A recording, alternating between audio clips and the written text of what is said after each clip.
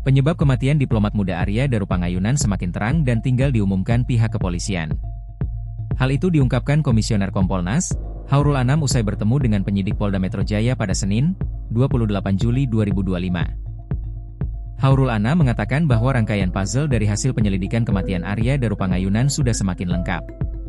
Mulai dari bukti autopsi, jejak digital, CCTV, dan keterangan saksi sudah cukup menjelaskan penyebab kematian Arya Darupangayunan. Sehingga saat ini baik peristiwa dan penyebab kematian Arya Darupangayunan sudah semakin terang. Maka kata Anam, saat ini masyarakat hanya tinggal menunggu pengumuman Polda Metro Jaya terkait dengan penyebab kematian Arya Daru.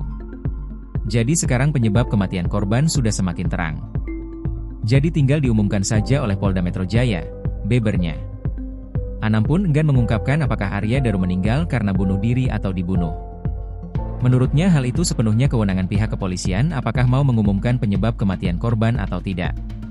Terpenting kata Anam, saat ini Kompolnas sudah meyakini betul bahwa penyelidikan yang dilakukan Polda Metro Jaya sangat komprehensif sehingga tidak ada celah kekeliruan dalam penentuan hasil penyelidikan.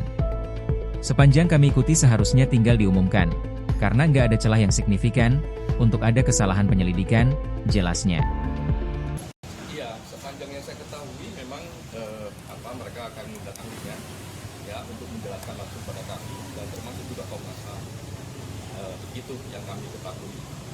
Nah, semoga proses ini juga keluarga juga bisa mengikuti ya hari ini, semoga begitu biar ini prosesnya jadi transparan, jadi kredibel ya. Dan yang paling penting adalah mendapatkan informasi pertama dari sumber yang formal dan terukur. Nah itu yang paling penting.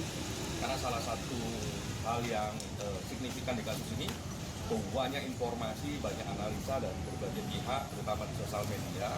Oleh karenanya yang paling penting adalah kita mendengarkan dari sumber formal, dan caranya juga bisa kita ukur apakah sesuai dengan prosedur atau tidak, dan kedalaman substansinya bagaimana. Karena semua punya penjelasan. Ini dilakukan secara tertutup dulu, baru nanti diberikan keterangan pers terkait dengan hasil apa? Kalau pertemuan ini tertutup, pada yang saya baca di undangan ya karena pihak-pihaknya bisa sebagai rapat. Yang kedua, apakah nanti ada respon apa tidak kami nggak tahu. Tapi bagi kami sebagai satu proses penegakan hukum penanganan kasus ini dengan mengundang kami, dengan mengundang pihak eksternal yang lain, ya, ada Komnas HAM, ada ahli, ini merupakan satu proses yang baik, ya, upaya untuk menjaga akuntabilitas dan kredibilitas proses.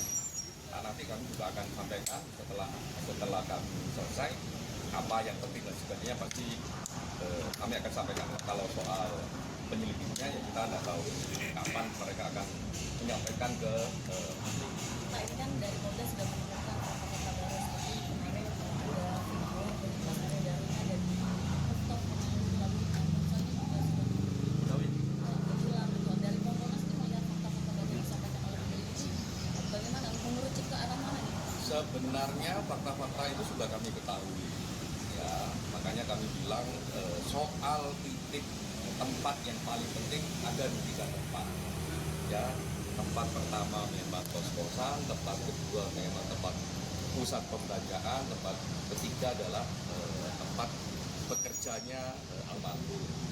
Nah itu semua sudah ditelusuri, rapi, rekam jejak digitalnya ada, ya menit per menit juga ada, rekam jejak gambar CCTV juga ada. Sehingga sebenarnya kasus ini terang benderang dalam sisi peristiwa. Download Tribun X sekarang, menghadirkan lokal menjadi Indonesia.